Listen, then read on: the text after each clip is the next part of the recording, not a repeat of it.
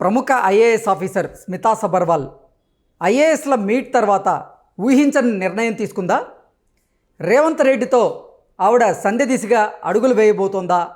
రేవంత్ రెడ్డితో రాజీ కుదుర్చుకునేందుకు ప్రయత్నం చేస్తోందా అంటే అవుననే సమాధానం ఇస్తున్నారు కొంతమంది రాజకీయ విశ్లేషకులు. ఇక ఇదే అంశానికి సంబంధించి మనతో మాట్లాడేందుకు ప్రముఖ సీనియర్ జర్నలిస్ట్ దుర్గాకుమార్ గారు మనతో ఉన్నారు. ఆయనతో మాట్లాడదాం. సార్ నమస్తే అండి. నమస్కారం కృష్ణ గారు, మన వీక్షకులు కూడా నా నమస్కారం. అంటే ఐఏఎస్ ఆఫీసర్ కానీ ఐపీఎస్ కానీ వీళ్ళంతా ఆల్ ఇండియా సర్వీస్ ఆఫీసర్స్ ఏ చీఫ్ మినిస్టర్స్తో కానీ ఏ ప్రజాప్రతినిధులతో కానీ కావాలని గొడవ పెట్టుకోరండి. కాకపోతే ఏంటంటే గతంలో ఒక ప్రభుత్వంలో చాలా ఉన్నత స్థాయిలో పనిచేయటం కానీ లేకపోతే బాగా ఆ పార్టీతో ఆ ప్రభుత్వంతో మమేకమై పనిచేసిన వాళ్ళు కానీ గిల్టీ కాన్షియస్గా ఫీల్ అయ్యి వాళ్ళు ఏంటంటే ఈ ప్రభుత్వం మనకు అంత ప్రాధాన్యత ఇస్తుందా లేదా అనే కొన్ని సంకోచాలకు గురవుతూ ఉంటారు. ఎందుకంటే ఆ గత ప్రభుత్వంలో అన్నీ వాళ్ళే వ్యవహరిస్తారు. అట్లాని వాళ్ళు గనక స్వప్రయోజనాలు లేకుండా కేవలం రాష్ట్ర ప్రయోజనాలని దృష్టిలో పెట్టుకుని వాళ్ళు అన్నీ వాళ్ళై పనిచేసినా కూడా తర్వాత వచ్చే ప్రభుత్వాలు వాటిని తప్పుగా అర్థం చేసుకోవు. వీళ్ళ స్వభావం ఇలాంటిది, ఏ ప్రభుత్వంలో అయినా వీళ్ళు ఇలాగే ఉంటారు అని ఆ స్వభావంతోనే వెళ్తారు. అలా కాకుండా ప్రతిపక్షాలను ఇబ్బంది పెట్టేటట్టుగాను లేకపోతే అధికారంలో ఉన్న పార్టీకి అడుగులకు మడుగులు వచ్చే విధంగాను వాళ్ళకి అత్యధిక ప్రాధాన్యత ఇవ్వటం, తర్వాత నిబంధనలు అతిక్రమించటం, నిబంధనల కన్నా ఎక్కువ ఫేవర్ చేయటం. అంటే కొన్ని ఎక్కడైతే ప్రభుత్వాధికారులకి నిర్ణయాధికారాలు ఉంటాయో వాటిని కరెక్ట్గా ఉపయోగించాలి తప్ప ఈ ప్రభుత్వంతో మనం మమేకమయ్యాం, ఈ ప్రభుత్వ అధినేతతో మనకు బాగా సన్నిహితంగా ఉందని ఎక్సెస్గా వ్యవహరించి రాజశేఖర రెడ్డి గారి టైంలో కొంతమంది ఐఏఎస్లు జైలు పాలకి అయ్యారు చూసారా. అట్లా వాళ్ళకి లబ్ధి చేకూర్చడానికి ప్రయత్నించిన టైంలో మాత్రమే అఖిల భారత సర్వీస్ అధికారుల మీద రాబోయే ప్రభుత్వాలు కానీ ముఖ్యమంత్రులు దృష్టి పెడతారు. అట్లాంటి ఫీలింగ్తో ఉండి కొంత దూరంగా ఉందేమో అనిపిస్తుంది. సరే, ఒకవేళ నిజంగా కనుక ఆమె అంత ఇన్వాల్వ్ అయ్యి పనిచేసినప్పుడు ఒకవేళ మనసు ఒప్పకపోతే ఈ ప్రభుత్వంతో పనిచేయటానికి వాళ్ళకు ఒక వెసులుబాటు ఏముంటుందంటే కేంద్ర సర్వీసులకి డిప్యుటేషన్ మీద వెళ్ళిపోవచ్చు. వాళ్ళు కేంద్ర సర్వీసుల మీద డిప్యుటేషన్ మీద వెళ్తానన్నప్పుడు ఇక్కడ ఎన్ఓసి ఇవ్వాలి, నో అబ్జెక్షన్ సర్టిఫికేట్. ఇప్పుడు ఆమె అంత ఇంట్రెస్ట్ లేనప్పుడు ఏ ప్రభుత్వం కూడా ఇక్కడ పనిచేయమని ఒత్తిడి చేయదు. ఆమె మానసికంగా సిద్ధపడిపోయినప్పుడు ఇక్కడ పనిచేయడానికి తనకి కొన్ని అభ్యంతరాలు ఉన్నాయేనో అడ్డంకులు ఉన్నాయేనో ఫీల్ అవుతున్నప్పుడు ఆ ప్రభుత్వాలు ఎన్ఓసి ఇచ్చి పంపించేస్తాయి. ఎందుకంటే 5 ఏళ్ళు ఈ ప్రభుత్వం ఉంటే తర్వాత వచ్చినప్పుడు చూసుకుంటారు. ఆ 5 ఏళ్ళు ఆ డిప్యుటేషన్ మీద వాళ్ళు అక్కడ కంఫర్టబుల్గా ఉండగలుగుతారు. ఇది సహజంగా జరిగే పరిణామం.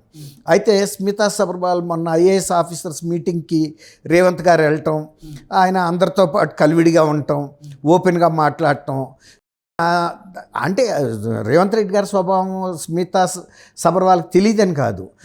కరెక్ట్, మొన్న ఐఏఎస్ ఆఫీసర్స్ దగ్గరికి వెళ్ళినప్పుడు కొంత గమనించి ఉంటుంది ఆయన పనితీరు ఎలా ఉంటుంది, ఆయన స్వభావం ఎలా ఉంటుంది అనేది. కాబట్టి ఇవాళ ట్వీట్ చేశారు, నూతన సంవత్సరం it's right time to take అనే రైట్ పాత్, రైట్ నోట్ అని. అంటే ఒక పాజిటివ్ దృక్పథంతో మొదలు పెట్టాలని ఇచ్చిన ట్విట్టర్లో ట్వీట్ చేశారు కదా. ఆ ట్వీట్ కొంచెం ఒక పాజిటివ్ నోట్, అంటే షీఈ్ అబౌట్ టు జాయిన్ అన్నట్టుగా అనిపిస్తుంది మనకి ఆ ఇన్ఫరెన్స్. కాబట్టి రేవంత్ రెడ్డి గారితో కొంత this is time to restart on the right note అంటూ ఆవిడ అందరికీ విషెస్ చెప్తూనే ఈ ట్వీట్ని ఈ రకంగా ఈ ఉద్దేశం లైన్ ఒకటే హైలైట్ అవుతుందండి. Is right time to right work అనే పాజిటివ్ నోట్ అనేది. అది ఒక మంచి సృహద్భావ దృక్పథంతో మొదలు పెట్టాలి అన్నట్టుగా ఇచ్చారు. కాబట్టి బహుశా ఆమె కొంత మానసికంగా ఆలోచనలో పడి రేవంత్ రెడ్డి గారితో ఈ ప్రభుత్వంతో పనిచేస్తే ఏమి ఇబ్బంది ఏముందనే ఒక ఫీలింగ్ వచ్చినట్టు అనిపిస్తుంది. రెండోది ఏంటంటే ఇతర అధికారులు కూడా చెప్తారు కదా, ఆ ప్రభుత్వంలో పనిచేసి ఈ ప్రభుత్వంలో జాయిన్ అయిన తర్వాత వాళ్ళేం మమ్మల్ని విభజించి చూడటం లేదు, మా పట్ల వివక్ష ఏం లేదు, ఆత్మీయంగానే ఉన్నారు అని చెప్పుంటారు కదా. అప్పుడు ఆమె కూడా అర్థమై ఉంటుంది. అందరూ అట్లా ఉండరండి ముఖ్యమంత్రి. అసలు ఐఏఎస్ మీట్లో ఏం జరిగింది సార్? ఆ మీట్ తర్వాత స్మితా సబర్వాల్ ఈ సంచలన నిర్ణయం, ఈ ఊహించని నిర్ణయం తీసుకోవడానికి కారణం ఏంటి? ఏదైనా జరిగి ఉండొచ్చు?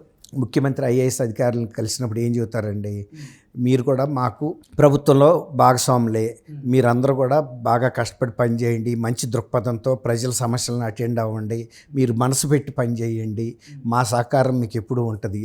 అట్లా అంటే రేవంత్ రెడ్డి గారు అందరు ఐఏఎస్లతో మాట్లాడినట్లుగా స్మితా సబర్వాల్ గారితో కూడా మాట్లాడుండొచ్చా? అందుకే ఆవిడ మళ్ళీ ఆ, తన వర్క్ని రీస్టార్ట్ చేయడానికి తను సిద్ధమయ్యారని మనం భావించవచ్చా అంటే ఏం చెప్తారు సార్? ఇప్పుడు స్మితా అగర్వాల్కిను రేవంత్ రెడ్డి గారికి గట్టి పంచాయతీలు ఏం లేవు కదండి. ఇప్పుడు ఇతర ఐఏఎస్ ఆఫీసర్ లాగానే ఆమెని పలకరిస్తారు. ఇప్పుడు ఆమె వచ్చి కలవకపోయినందువల్ల రేవంత్ రెడ్డి గారు మైండ్లో పెట్టుకునే మనిషి అయితే అసలు ఆయన ముఖ్యమంత్రే కాడు.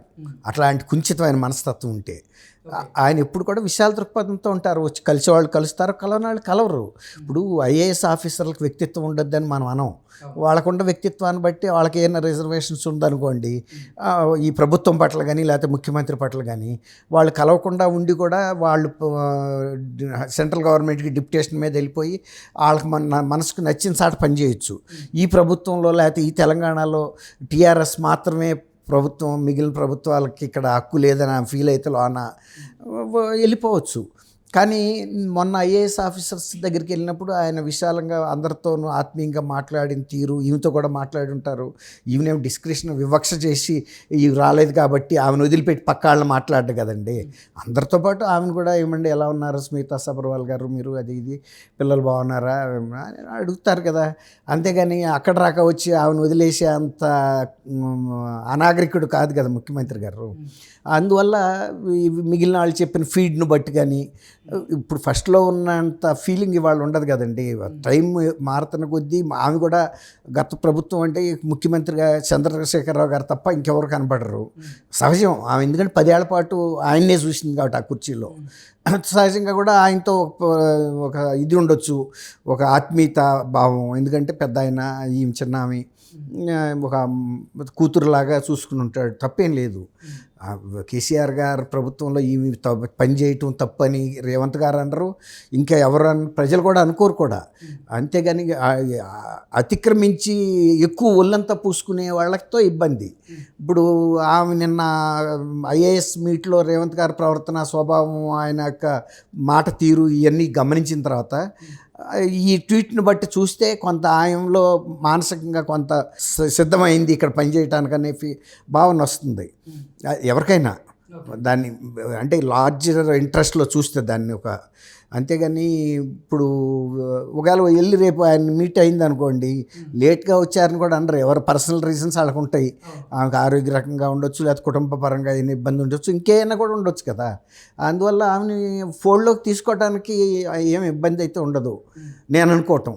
అందులో ఆమె ఎఫిషియెంట్ ఆఫీసరే కాబట్టి నేను అనుకోవటం ఇవన్నీ పాజిటివ్ నోట్తోనే ఆమె అన్నట్టు న్యూ ఇయర్ స్టార్ట్ అవుద్దని అనుకుందాం. ఒకవేళ నిజంగా ఉండరండి, ఒక ఐఏఎస్ ఆఫీసర్ లేనందువల్ల ఏ రాష్ట్ర ప్రభుత్వ పరిపాలన కానీ ఆగిపోద్దా? ఎంత గొప్ప ఐఏఎస్ ఆఫీసర్ అయితే మాత్రం. ఇప్పుడు ప్రజలందరూ ఎన్నుకున్న తర్వాత ముఖ్యమంత్రి గారు తీసుకునే నిర్ణయాలు వాళ్ళు అమలు చేయాలి. ఆయన కాకపోతే ఇంకొకళ్ళు కాకపోతే ఇంకొకళ్ళు. అంతేగాని ఐఏఎస్, కొంతమంది ఐఏఎస్లు ఐపీఎస్లు ట్రాన్స్ఫర్లు అయినప్పుడు ఆ జిల్లా ప్రజలు ధర్నాలు చేసిన సందర్భాలు కూడా ఉన్నాయి, ఆపండి అని. ఎందుకంటే ఆత్మీయత, వాళ్ళ మీద ఉండే నమ్మకం, వాళ్ళ నిజాయితీ ఇవన్నీ పనిచేస్తాయి. ఒక్కోసారి వీలు కాని పక్షంలో ఈ నిజాయితీ ఆఫీసర్ సేవలు ఇంకోసారి కావాల్సి వచ్చినప్పుడు ప్రజల అభిప్రాయాన్ని కూడా పక్కకు తోసి తీసుకెళ్ళిపోతారు. ఇంకొక ఆఫీసర్ వచ్చినప్పుడు ఆయనకి 100 మార్కులు పడితే రెండో ఆయనకి 80 70 పడుతుంది. అంతే కదండి. ఇప్పుడు ఆయన స్వభావం బట్టి అందరితో ఎక్కువ కలుస్తారు. నేను నా 44 ఏళ్ల సర్వీస్లో కలెక్టర్లు కానీ ఎస్పీలు కానీ రకరకాల స్వభావికంగా ఉన్న వాళ్ళని చూసాము. ప్రజల్లోకి కారు దిగి టక్టక వెళ్ళిపోయి కలిసే వాళ్ళని చూసాము, రిజర్వ్గా ఉండేవాళ్ళని చూసాము, మీడియంగా ఉండేవాళ్ళని చూసాము. అది ఒక్కొక్క వ్యక్తిత్వం అండి. అది ఐఏఎస్లో ఎంత ట్రైనింగ్ ఇచ్చినా కూడా వ్యక్తిత్వాన్ని అయితే ఎవరు మార్చలేరు.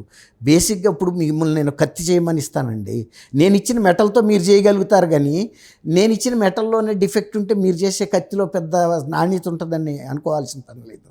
అట్లా ప్రతి వ్యక్తి స్వభావాన్ని బట్టి ఐఏఎస్లో కూడా ఐపీఎస్లో కానీ వాళ్ళ వర్కింగ్ పనితీరులో చాలా తేడాలు ఉంటాయి. Okay sir, thank you so much. Thank you Krishna గారు. మన వీక్షకులు కూడా నమస్కారం.